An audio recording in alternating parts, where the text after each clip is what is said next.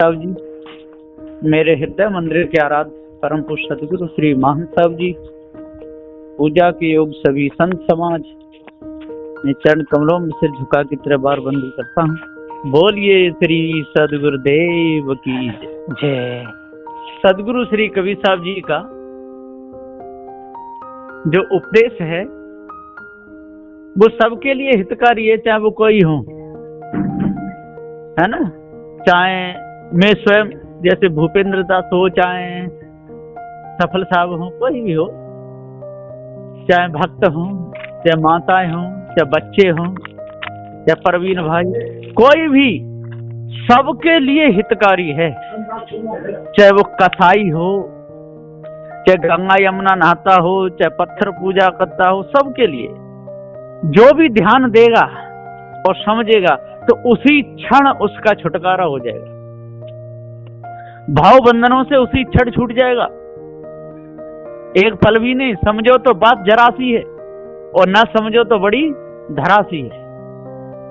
समझे की गति एक है, जिन समझा सो ठोर, और कहीं कभी जे बीच के बल के और की ओर। जिनको पारक ज्ञान हो गया, जिनको जड़ चेतन का भेद मालूम पड़ गया, तो वो कहीं भी हो उनकी गति एक ही रहेगी। कभी भी वो अपने निर्णय से अलग नहीं जाएंगे, कभी भी विषय बंधनों में नहीं फंसेंगे, भ्रमभूल कल्पना में नहीं फंसेंगे। चाहे काशी मथुरा हरिद्वार नंदगांव बरसाने कहीं भी रहें, पर जिसकी समझ में बात आ गई, जड़ चेतन का भेद समझ में आ गया, तो वो कभी भी जड़ मूर्तियों का आगे सिर नहीं झुकाएगा। जिसके भेद पूरा समझ में आएगा वो नदी नालों को कभी सिर नहीं झुकाएगा। समझे की गत एक है, जिन समझा सब ठोर।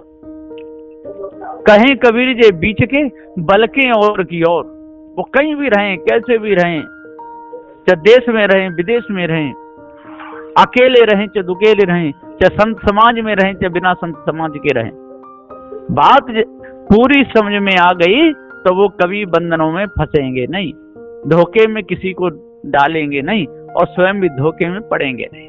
तो समझे की गति एक है, जिन समझा सब ठोर। कहीं कबीर जे बीच के बल के और की ओर। और जे बीच के लोग, जिनको जड़ चेतन का ज्ञान नहीं है, जो समझते नहीं कि सार क्या है और असार क्या है, वो धोखे में जीवन गंवाते हैं। मांस भी खाते हैं, अंडा भी खाते हैं, शराब भी पीते हैं, भांग भी खाते हैं, अफीम भी खाते हैं, गांजा भी पीते हैं, उल्टा सीधा भी बोलते हैं, और कड़कड़ में ईश्वर को बताते हैं, जर्रे जर्रे में खुदा को बताते हैं, चार फल चार मुक्तियां बताते हैं। धोखे में पूरे समय को गमाते रहते हैं। सदगुरुदेव जी कहते हैं कि समझे की गत एक है, जिन समझा सब ठोर। कहीं कबीर जे बीच के बलके और की ओर।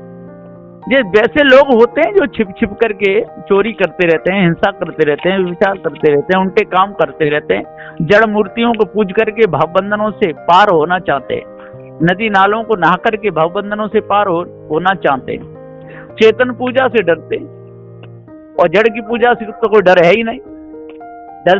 जड़ पूजा से डर क्यों नहीं है कि जड़ मूर्तियां ना चर्ची पैसा कुछ भी करेंगी नहीं, ना उनको गर्म पानी चाहिए ना ठंडा पानी चाहिए। वो तो पुजारी के मन के अनुसार जैसी पूजा कर दे वैसी पूजा हो जाएगी। और चेतन पूजा करेगा तो इष्ट के हिसाब से पूजा करनी पड़ेगी, है ना। चेतन मूर्ति को क्या पसंद है उसके हिसाब से चलना पड़ेगा।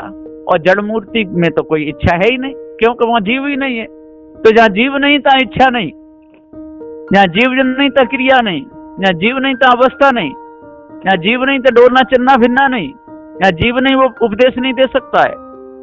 और जड़ मूर्तियों में जीव है ही नहीं, तो वो क्या उपदेश देंगी, क्या चलेंगी, क्या करेगी, क्या बोलेगी, क्या खाएंगी, क्या पिएंगी, क्या उठेगी, क्या बैठेगी, कहाँ जाएंगी, क्या आएगी, उनमें तो कोई सवाल उठता ही नहीं।